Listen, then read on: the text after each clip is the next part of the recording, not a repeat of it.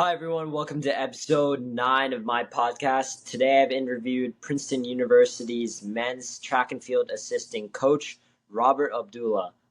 Specifically, he coaches the sprints, hurdles, and long jump at Princeton University and has been on their team since 2016. Although prior to that, he was the volunteer assistant coach for many, many years. He's coached over 38 Ivy League champions, and recently in 2022, he was awarded the Mid Atlantic Regional Assistant Coach of the Year, which is a great accomplishment. Prior to coaching, he was a runner at Rowan University. He was a 4-time Division III All American and a 2-time national champion as well, which is awesome. He's a very wise guy. He's got some awesome, unique stories and advice to share. So I hope you guys enjoy this episode. Hey, Coach Abdullah, how are you? Going very well, thank you. Yeah, I'm so glad to have you on my podcast. Thanks for being here. I'm honored. Thank you for having me. All right, well, let's get right into it. Why don't you tell me about your journey to becoming the Princeton men's assistant track coach?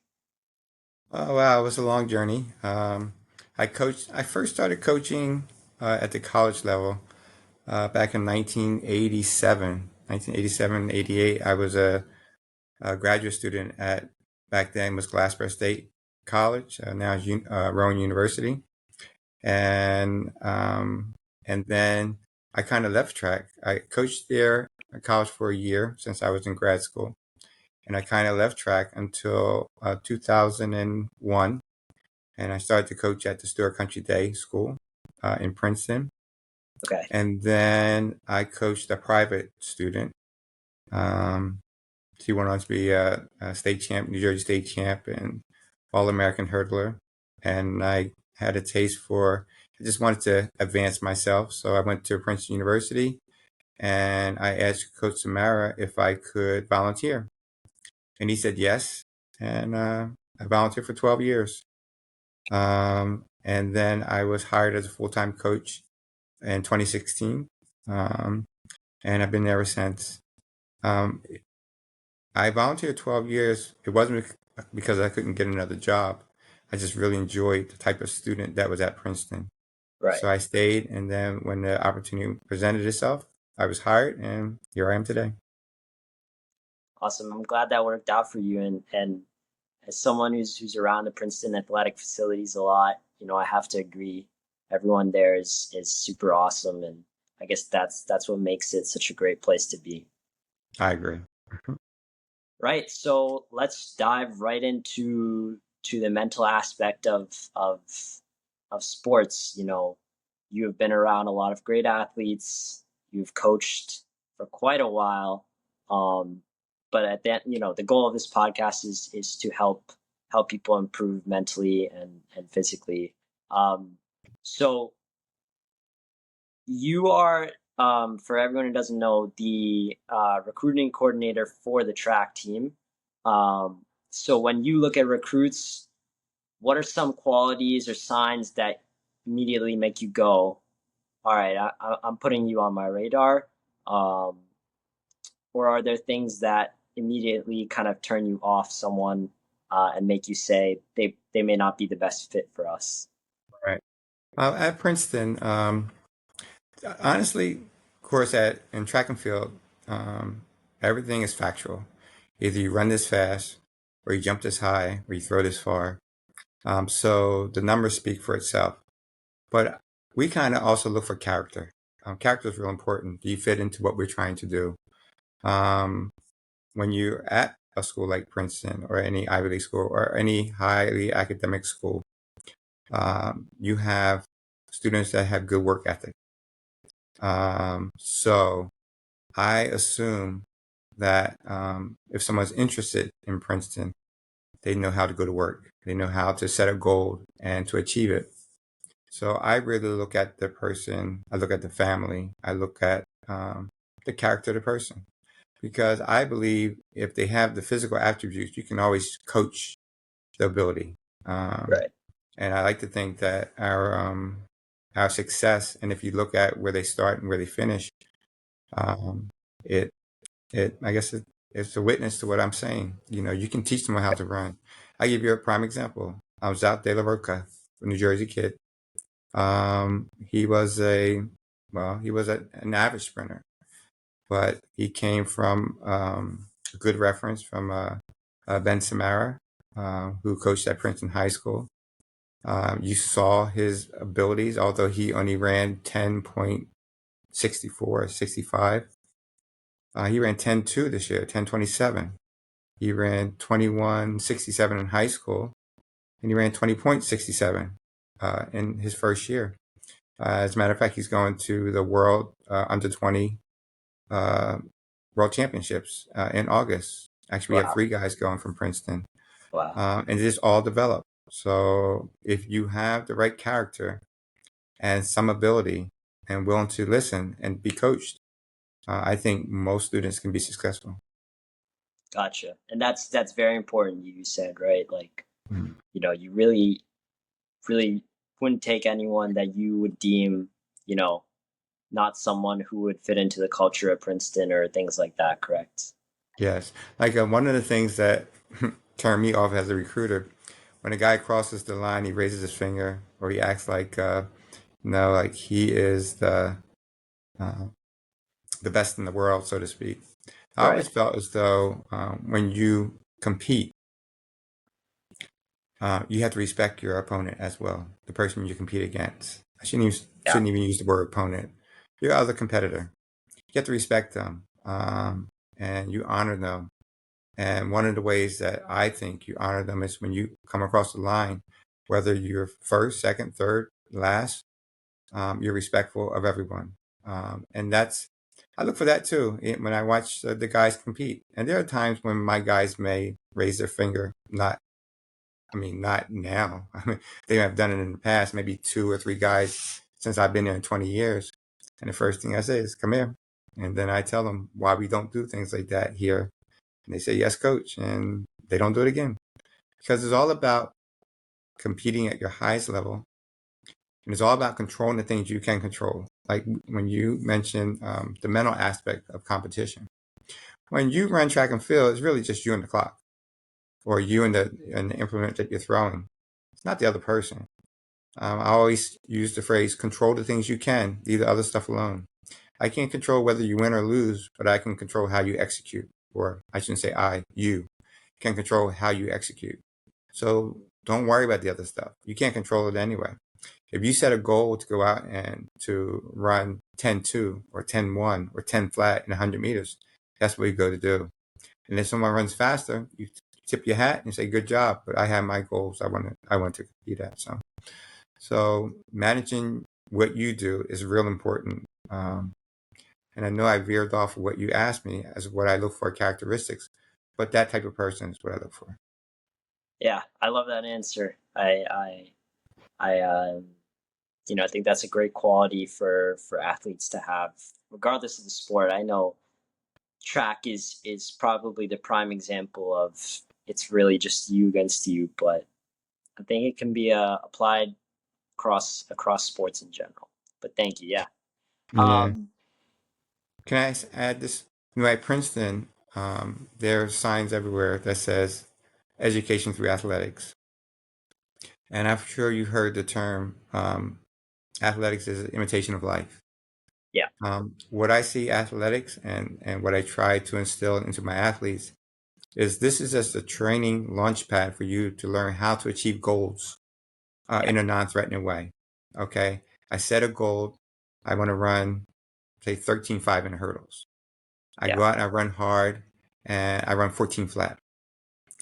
Um, in track and field, you can assess what you did and figure out or analyze or make a plan how to get better. If I need to get stronger, I lift weights. If I need to develop my speed, I develop my speed. If I need to get better technique, I practice my technique. And then I go ahead and try to achieve my goal. You take those same lessons and say, I want to be a doctor. So I study this subject and maybe I don't do it right the first time and I do it again. I have a friend of mine who gave me uh, a sign. It was fail. It was the acronyms for fail. It was first attempt in learning. And we always say we learn more from our failures than our success, but then we're afraid to fail. Right. I teach my guys, don't be afraid. Don't be afraid to fail. We can always make the corrections. That's life too. So, Yeah. Love that as well. Um, thank you for adding that. That's also important to hear. mhm. Um, Next question for you. So the majority of people listening to this are high school athletes. Um, if you if you were an athlete today, a kid coming up, maybe entering high school, trying his best to play college sports, what would your kind of routine or schedule be like? I'm talking specifically for track athletes and sprinters. How would you kind of go about training? Good question. Well, I should say this too, like at a school like Princeton, and it coincides with your question, but it's a long way to say it. Um, I think if you're a track athlete, you should, and you really want to inspire to go to college, you should treat your athletic ability like a tool. The way you study for physics, the way you study for uh, writing, or whatever the case may be. Here's a number for you. This was a New York, not New York, it was the Washington Post article of some years back, but it rings true today. And as a recruiter, I know it's true. At a school like Princeton, they will receive like 40,000 applications. And out of that 40,000, half will be perfect scores 4.0, 1600, 36 ACT. And out of that, only 4% will get into a school like Princeton. Now, if you are a solid student with, I won't say perfect scores, but very strong, solid scores, and if you're a recruited athlete, your chances of getting into the school is probably closer to 90%. You take your athletic ability and you use it to the best of your ability as a tool. The way you study for your SAT, you study for track and field or your athletic ability. The hours that you put in when you go find a coach, whatever the case may be, make it worth your while because it is something that can really help you get to where you want to be. You don't have to be a professional athlete, but you can be a very good athlete. And if you have a good coach and you listen, we'll see what happens. Just increases your chance. So if Right. I was going to be a student today, I would set aside a time where I can train to be successful. And if I didn't have the ability or the knowledge to do it, I would seek it out. No different than you would do for a tutor in physics or algebra or calculus. Yeah. I would do the same thing for my athletic ability as well. Yeah. Gotcha. I think it makes perfect sense. I would say it's a little bit more of a commitment than a subject, maybe. Mm-hmm. Um, that I have to add, but that's a good way to look at it. It's another tool for you. It's another thing to improve, sharpen, and you're right. There is a lot of overlap between your ethics in the way you study and in the way you train. I think that holds true for sure. My next question to you. So you've coached some great athletes. You've even coached Ivy League champions. What what's what's a quality um, that they have that they do or something they do differently that other people just don't do? And it could be something that like when you look at someone when they're training, you see something and you know that okay, this kid is gonna go a step further. It I don't know if it's purely physical ability, if it's something to do with training, but what do you think? Um, if there was something specifically that you could say. That's a hard one to answer because, quite frankly, I think everyone that steps on that team or on that track from Princeton or even part of that team has the ability to be an Ivy League champion. I have just looking at my sprinters this past year, and every one of them could be an Ivy League champion. And May, by the time they're finished, everyone will be an Ivy League champion because they all train together. I had three guys that ran 20.6 this year, two freshmen, one sophomore. My 400 runners, they're all pretty even. Anderson, Diamond, and Xavier Donaldson both ran under 47 seconds. I have I got three hurlers last year, but I have four this year that all under 14.2, 14 flat to 14.2. So as a group, who knows who can win? Um, you know, I get the only event that I have a dominant person is Greg Foster from Lawrenceville Prep. He jumped 26.2 his freshman year. Had an injury this year, but he's head and shoulders over most people. Not just at Princeton, but his age group in the world, right? So I won't say there's a certain quality in the guy that becomes the Ivy League champion. I just think the person who performs on that day at that moment is the person who's going to perform the best. But at any given day, like they say in football, any given Sunday, that's track and field. You can be the Olympic champion one year, but when you step on the track, it's like all over. Everybody starts all over again, zeros. So, and the guys that we have on our team, they are. I don't know if you can say they're all winners because that they won something, but they're all winners because they strive to be the best that they can.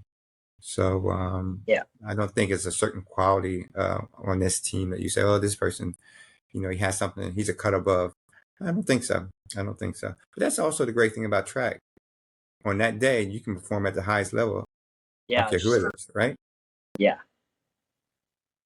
Yeah. I was just gonna say. I mean, okay, then it goes the other way. Then, right? Like, it's not that the guy next to you may have anything more than you.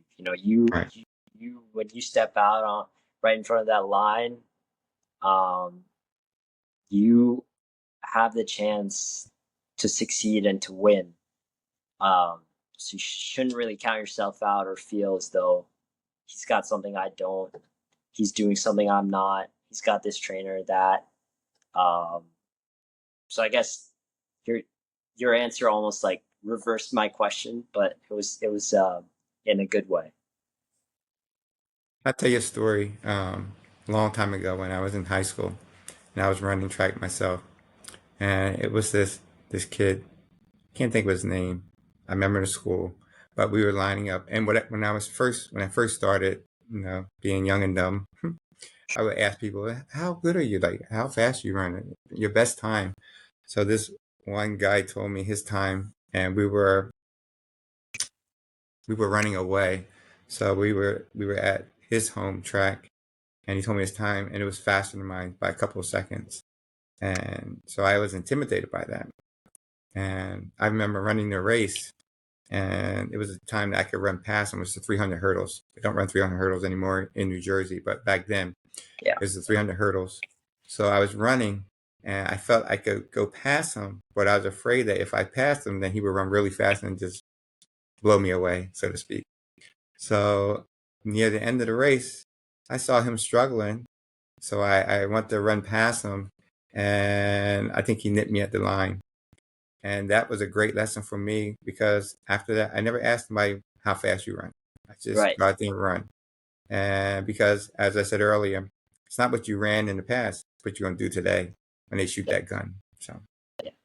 Uh, our coach has a saying um, that we don't like, but to be honest, it's pretty true. He says, "You're only as good as your last performance." mm, Um, and okay, yeah, it can go both ways. You have one bad day. I mean, it doesn't mean that you're a bad athlete, but if you take it in the positive light, I think that aligns with what you were saying.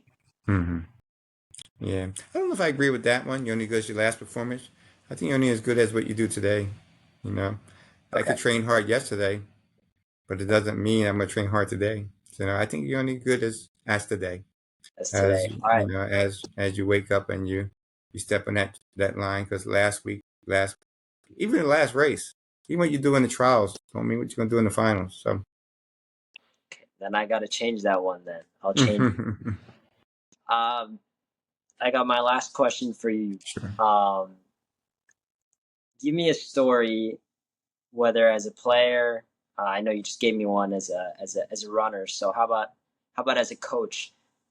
Give me a story that kind of stands out to you. It could be a funny moment, a memorable moment, a moment you were inspired or proud, that you want, I guess, my audience, younger people. Okay, I can tell you this story. I had a coach.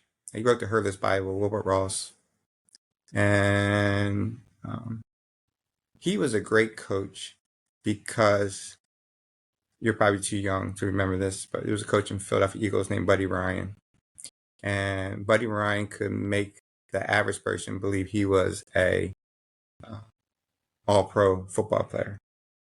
So Wilbur Ross had that same ability, and actually I learned from him, and I passed it on to my guys. Um, he can make you believe that you could break a world record.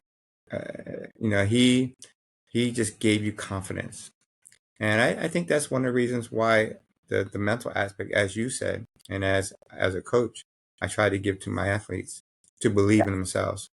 The yeah, first time I ever ran under 14 seconds in the hurdles was when he was training me in front of his house in the street with flats on.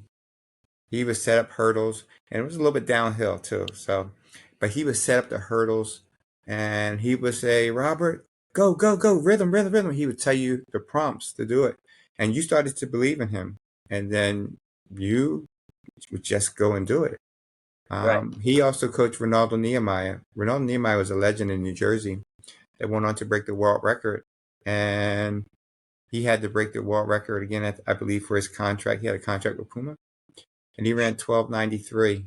So when wow, Nehemiah had to break the record, he came to Wilbert, and Wilbert coached him. And I happened to be one of the training partners there, so I got to witness it, and I got to see him train and how he ran.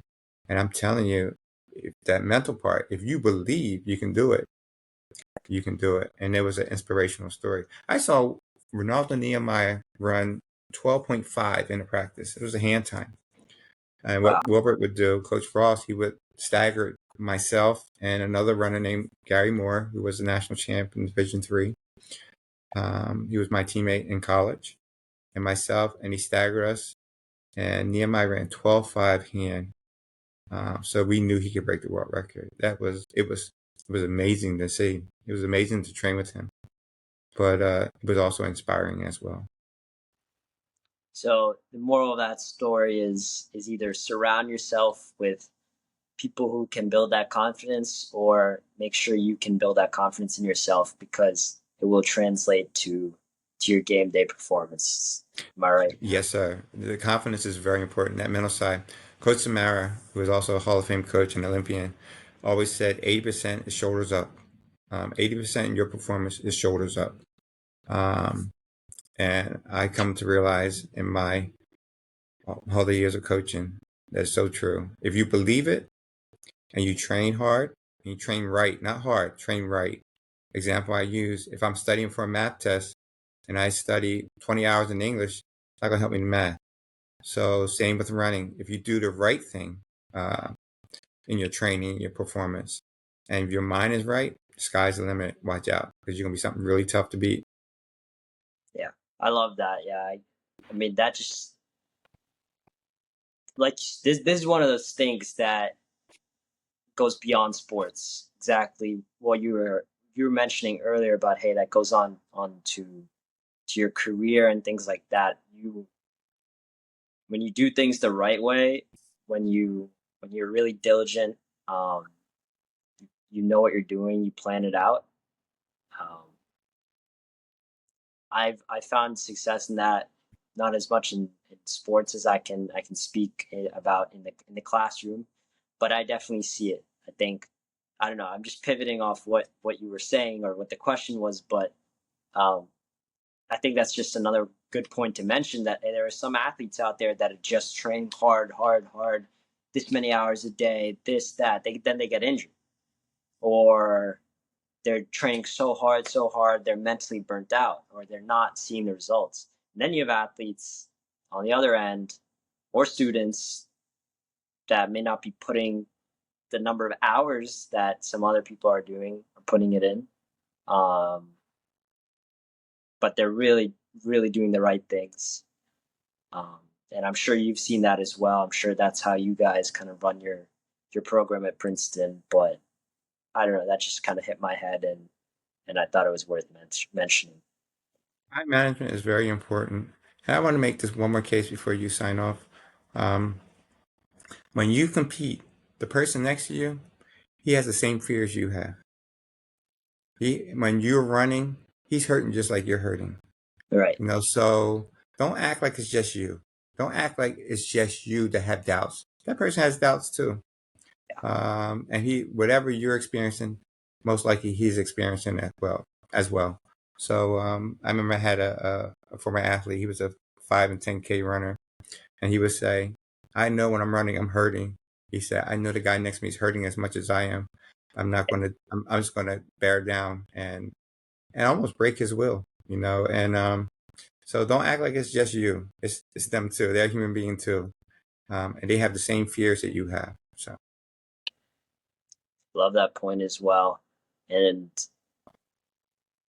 that I feel can go with not only your competitors, if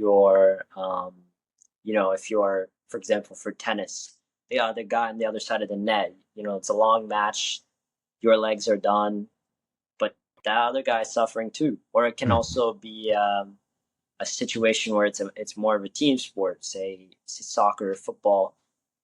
Towards the end of the game, you're tired, but your teammates are tired too. You need to, Mhm.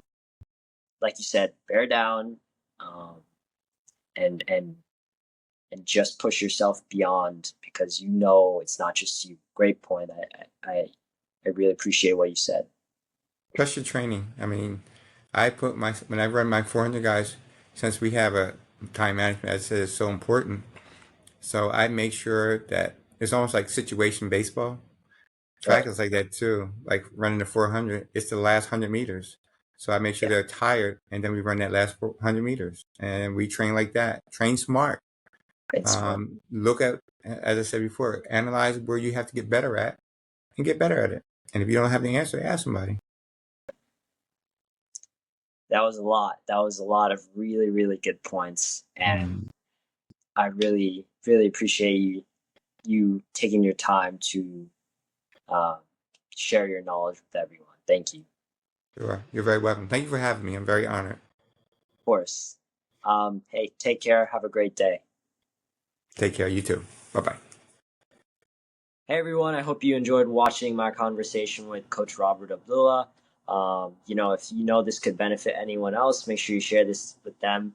And I'm super excited for my next episode to come out. Have a good one.